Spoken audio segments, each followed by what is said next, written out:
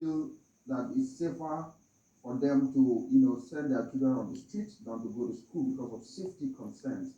And this is, coming at the background of the Safe School Initiative, which is meant to provide, secure learning environment.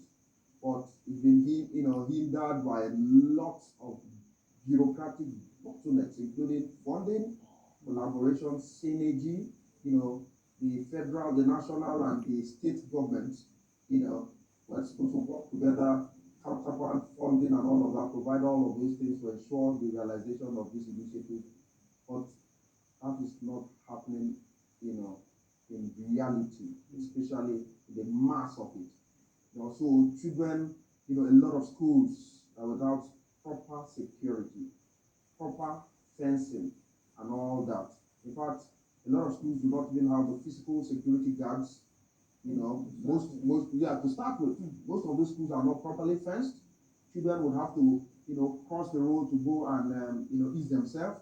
A whole lot of things are happening, and children are becoming susceptible to abuse, not just even the kidnapping, abuse, sexual violence is on the rise, physical assault, bullying, and all sort of things.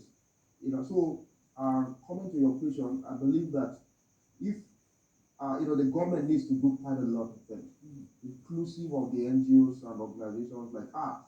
We need to intensify the advocacy, and sensitization across board to ensure that schools are safe. And that's exactly where I'd like to come in. I mean, when you hear from the federal government that the future is now, promoting inclusion for every Nigerian child, and so